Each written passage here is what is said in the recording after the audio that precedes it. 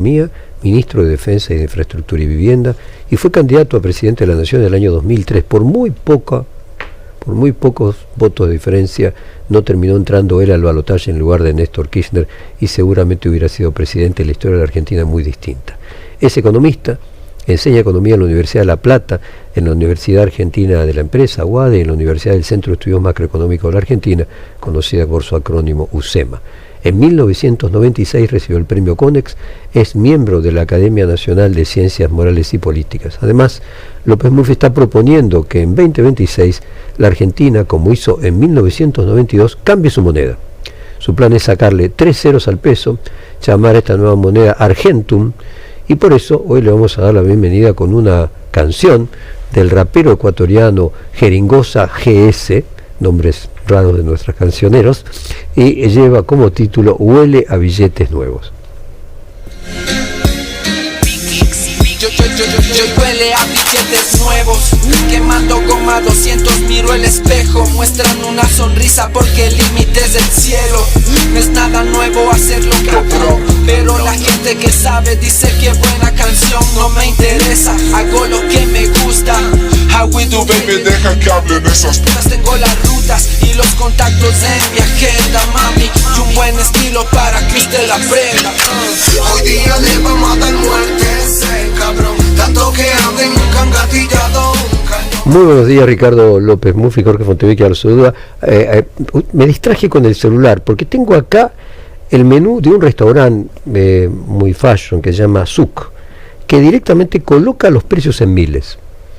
En líneas generales me parece que lo que usted está proponiendo de eliminarle 3 ceros a la moneda es algo que empieza a imponerse en lo cotidiano, digamos, ¿no? Es decir, que yo diría que es una cuestión de sentido común. A ver, la inflación llegó a pasar de 1 a 1 en enero del 2002 a 1260, 1280 ahora.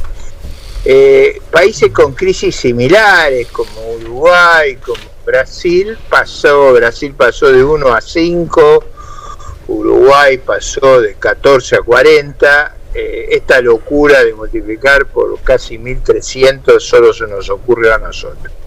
Ahora, dado que eso ya ocurrió, no tiene sentido seguir pagando los costos de una alta nominalidad con billete de baja denominación.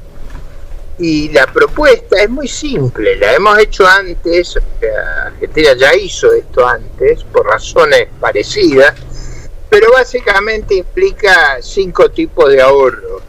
El primer ahorro es la impresión de billetes, que es muy cara, y nosotros tenemos un número de billetes anormalmente grande por usar bajas denominaciones.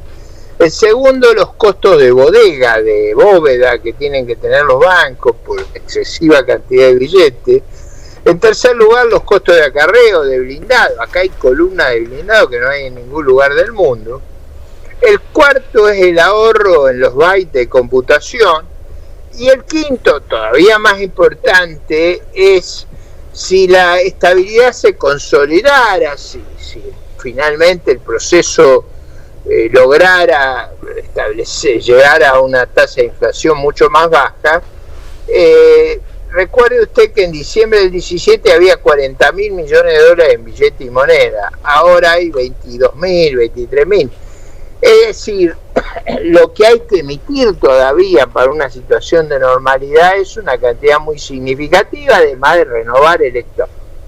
Este proyecto tiene la ventaja que no hace daño patrimonial, se puede someter el 1 de enero, el 1 de julio, el 1 de enero del 27, pueden convivir ambas monedas a medida que se vayan deteriorando los billetes y reemplazándolas, y como usted bien dice, va a facilitar lo que hoy es una anomalía, una cosa que es disparatada, y creo yo va a llevar a ahorrar recursos, que de verdad no es un cambio dramático, pero son recursos que se ahorran de manera recurrente y no es fácil encontrar ahorro de esta magnitud sin hacerle daño a nadie en la economía argentina.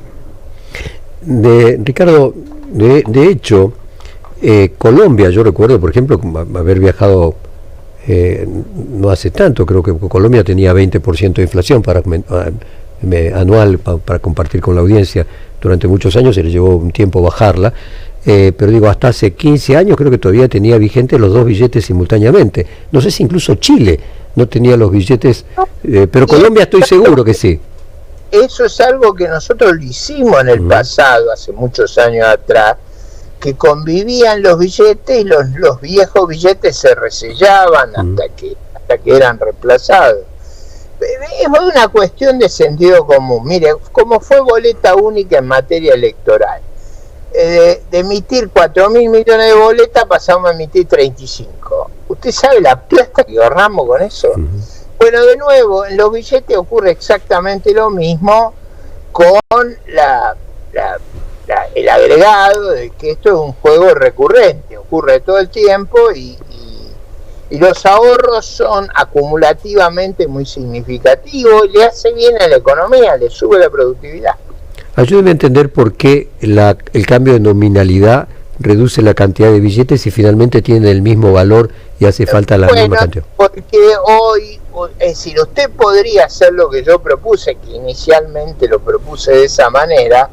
Usted sabe que cuando usted propone una cosa acá lo empiezan a insultar de arriba abajo.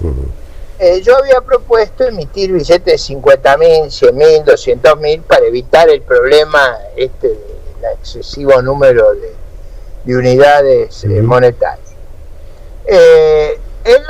Entre los insultos apareció alguien que me hizo la sugerencia de ¿por qué no le saca 3-0 y además ahorra los bytes de computación? Me pareció una buena idea, entonces me puse a pensar con las experiencias anteriores cómo hacer el cambio de moneda, y eso fue lo que hice.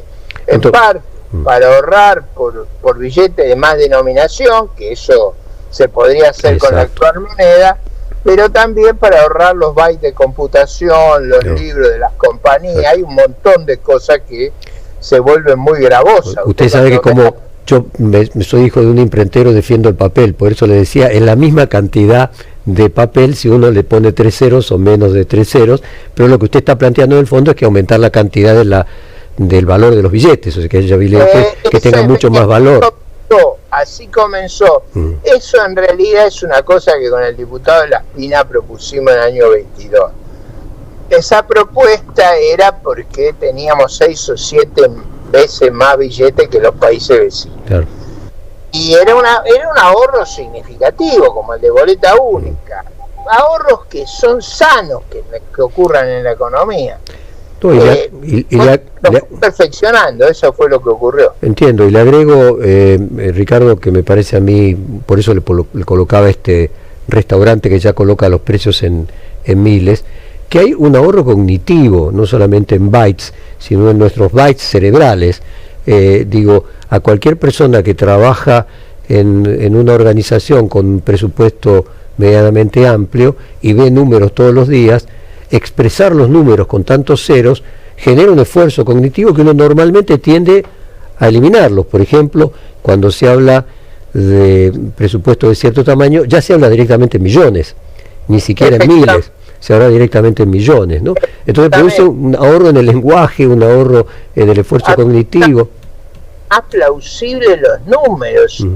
Si la gente, si yo lo veo en muchas discusiones, se extravían con estos ceros. Se confunde, claro. Inflación a dólar y después vuelve, porque es la única manera que pueden operar esas cantidades. Usted sabe, Ricardo, que Perfil tiene una editorial en Brasil, ¿no? Entonces, en la época que teníamos un socio brasileño, se hacía el business plan en reales y nosotros lo simultáneamente planteábamos en dólares. Entonces un día los brasileños dijeron, ¿pero por qué en dólares? ¿Por qué no lo hacen en yenes? ¿Por qué no lo hacen en euros? ¿Por qué? Porque ellos estaban acostumbrados a que su moneda funcionaba y que el real funcionaba y que no necesitaba ninguna otra traducción. Es cierto, como usted dice, que al mismo tiempo, si el dólar cuesta alrededor de 1.000 y algo, bueno, eliminar los 3 ceros de alguna manera connota con un valor numeral equivalente a otras partes del mundo, donde las cosas no valen lo que vale 1.000, ¿no? Ahora, déjeme avanzar en la pregunta pero ¿por qué cambiar el nombre? ¿No podría ser el mismo peso como cambió Colombia, por ejemplo? Bueno, usted vio que si corre las experiencias anteriores del peso moneda nacional, peso ley 1888, peso austral, peso convertible, me pareció, digo, que era un nombre original, sobre todo pensando en la convivencia de las dos monedas, porque eso puede generar alguna confusión, pero el AG iba a ser muy claro que se trataba de una nueva unidad, y eso fue lo que se me ocurrió, pero eso no hace a la esencia, a la esencia, claro. Yo como puede cambiar, y además la verdad es que para simplificar problemas en la Argentina, yo no pretendo el copyright de esto, si lo hacen es una buena iniciativa, y si le cambian los nombres también está bien, ¿no? Es una forma de ahorrar costos, la Argentina tiene que ahorrar costos y evitar tonterías. Déjeme simplemente decirle como asesor de marketing que mejor no cambiarle el nombre, porque con Libra y con lo que nos pasa, mejor simplemente parece muy lógico sacarle 3 ceros y simplificar las cuentas sin cambiarle el nombre, que creo que sería más digerible por todos. Entonces ahora déjeme preguntarle el fondo de la cuestión. ¿Usted ve que la estabilidad vino para quedarse? ¿Cómo ve la economía después de las elecciones del ministro Caputo, con su larga experiencia del mismo tema? Mire, yo hace muchísimos años, usted lo conoce bien, Jorge, porque hemos interactuado desde hace muchísimos años, yo vengo señalando que los problemas fiscales y monetarios son parte esencial de nuestro fracaso. Los inmensos déficits que tuvimos, desde que yo recuerdo, desde la Segunda Guerra Mundial, nos destruyeron los mercados de capitales, nos destruyó la moneda, nos destruyó el mecanismo de acumulación e inversión, nos creó enormes distorsiones que bueno, a lo mejor se resumen en los 13 o 16 ceros que le quitamos a la moneda, pero además en una atmósfera de imprevisibilidad. Para corregir eso se necesitaba, yo escribí allá un trabajo a principios de los 80, que era que se necesitaba cerrar el descalabro fiscal. Cerrado el descalabro fiscal, ordenado el Banco Central, usted crea las condiciones necesarias para que esa estabilidad sea sostenible. No digo suficiente, porque salvo que usted haga reformas institucionales muy profundas, podría venir un nuevo gobierno que volviera a las andadas. En general, los países, para consolidar las instituciones, ponen leyes de responsabilidad fiscal, autonomías de los bancos centrales, adhieren a reglas colectivas como el Tratado de Maastricht. Es decir, crear una institucionalidad que sea irreversible no es tan fácil. Ahora, si se propone el país, y yo creo que sería una política de Estado razonable, evitar los déficits en el futuro, porque eso nos hace mucho daño a la acumulación de capital, a la inflación, al funcionamiento de nuestra economía, y se autonomiza el Banco Central, que es lo que hicieron Brasil, Uruguay, Paraguay, Chile, Perú. Me parece que es una meta razonable que sigue los caminos que se siguen en el resto del mundo. Yo tengo la sensación de que usted no puede cantar victoria nunca. Esta es una batalla que hay que librarla a lo largo de muchos años, hasta que se haga carne la idea de la estabilidad como un valor significativo para la sociedad. Creo que lo es, pero después de haber batallado tantos años para que nos sañemos en esa materia, yo me he vuelto escéptico sobre la estabilidad de nuestro sistema político.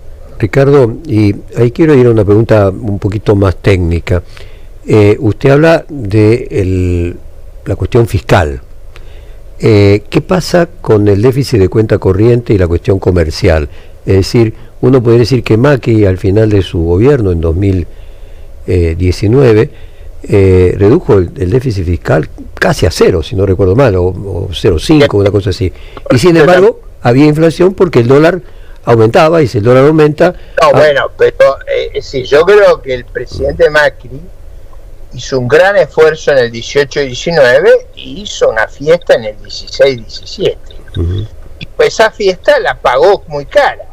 Ahora, es verdad que cuando él actuó corrigiendo los problemas, su popularidad mengua, porque cuando usted corrige los problemas y no se endeuda y sanea, eso no es gratis, Jorge, ni acá ni en ningún lugar del mundo.